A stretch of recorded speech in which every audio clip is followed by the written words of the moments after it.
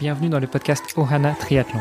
Je suis Hermano et avec Olivier de Scooter, chaque jour de la semaine, en quelques minutes, nous vous expliquons comment débuter, progresser et enfin performer dans le triple effort. Aidez-nous à faire grandir la communauté en partageant ce podcast au plus grand nombre et en laissant une revue et une note sur Apple Podcast. Ça nous aide vraiment à progresser et à monter dans les classements. Allez, assez parlé, place à notre épisode du jour.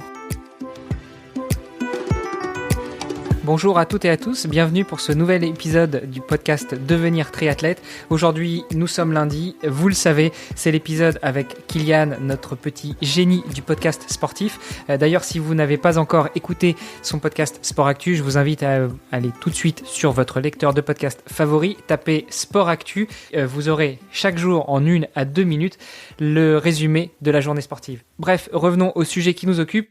Kylian a bien fait ses devoirs. La semaine dernière, on a parlé des différents labels et des différentes distances et types de courses qu'il existe en triathlon. Et bien aujourd'hui, Kylian nous fait un compte-rendu sur beaucoup de courses qui ont eu lieu ce week-end. Allez, trêve de plaisanterie, Kylian, c'est à toi. Sport Actu, c'est l'actu sport. Bonjour Armano, bonjour Olivier, bonjour chers auditeurs. Ce lundi, gros programme. Ce week-end, une course challenge, 3 Ironman 70.3 et 1 Ironman. Alors pas de temps à perdre, c'est parti. La course challenge s'est déroulée à Cancun au Mexique avec une distance Alpha Ironman, 1 km 900 de natation, 90 de cyclisme et 21 de course à pied. Et pour le coup, la victoire a été sans appel pour l'Espagnol Javier Gomez, quintuple champion du monde de WTS, double champion du monde d'Ironman 70.3 en 2014 et en 2017, et deuxième de son tout premier Ironman full distance en 2018. Il s'est ce week-end imposé en 3h46 avec 4 minutes d'avance sur le Suisse Rudy Wild. Javier Gomez était sorti en tête de la natation et personne n'a pu le rattraper. Du côté des femmes, c'est l'Argentinoise Romina Palacio-Balena qui a été la plus rapide en 4h34. Elle aussi a terminé avec de l'avance, 4 minutes devant l'Américaine Annie Kelly. En ce qui concerne les Ironman 70.3, le premier a eu lieu vendredi en Australie à Busselton, à la pointe sud-ouest.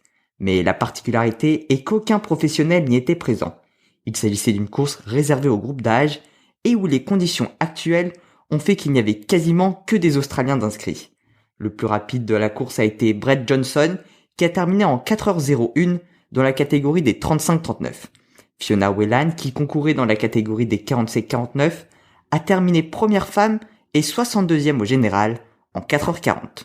J'aimerais tout de même vous parler d'Elizabeth Neville, la femme qui était la plus âgée sur cette course est la seule dans la catégorie des 70-74 ans. Elle a terminé la course en 6h45, comme quoi il n'y a vraiment pas d'âge pour faire du triathlon. Le second a eu lieu aux États-Unis à St. George, qui accueillera d'ailleurs les championnats du monde d'Ironman 70.3 en septembre. Ce week-end, c'est le Canadien Lionel Sanders qui a terminé la course en tête, avec seulement 5 secondes d'avance sur l'Américain Sam Long. Si c'est la même chose en septembre, la course sera pleine de suspense. Du côté des femmes, la plus rapide a été la Suissesse Daniela Ryf, qui n'a quant à elle pas été inquiète. Elle a terminé en 4h05 avec plus de 4 minutes d'avance sur la Sud-Africaine Joni Metzler. Enfin, le dernier Ironman 70.3 du week-end s'est déroulé en Australie, mais cette fois-ci sur la côte Est, à Port Macquarie. 2 courses étaient au programme, puisque le même jour il y avait également au calendrier l'Ironman Full Distance. Et c'est exceptionnel, puisque le vainqueur a remporté les 2 courses. Déjà multiple vainqueur l'an dernier et cette année, Covid-19 a une nouvelle fois remporté la course ce week-end. Je préfère en rire, mais voilà, une fois de plus, les 2 courses ont été reportées et se tiendront en septembre. Elles sont pour le moment programmées pour le 5 septembre. Avant de nous quitter, si jamais vous réalisez un triathlon, n'hésitez pas à me le faire savoir et je le partagerai sur l'épisode du lundi. Voilà pour les actualités de la semaine. Bonne semaine à vous tous. Demain, vous retrouverez Hermano et Olivier pour un nouvel épisode.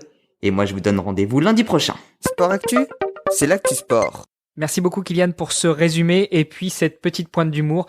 Comme tu l'as noté, eh bien, si des auditrices, auditeurs effectue un triathlon, qu'ils n'hésitent pas à te contacter ou à contacter Olivier de Ohana, voire même taguer Ohana_tri sur Instagram et on se fera un plaisir de te transmettre les informations pour que tu puisses relayer tout ça. Allez, sur ce, je vous souhaite une très bonne journée et je vous donne rendez-vous demain pour un nouvel épisode avec un triathlète un petit peu nouveau genre. Allez, à demain. Salut les sportifs.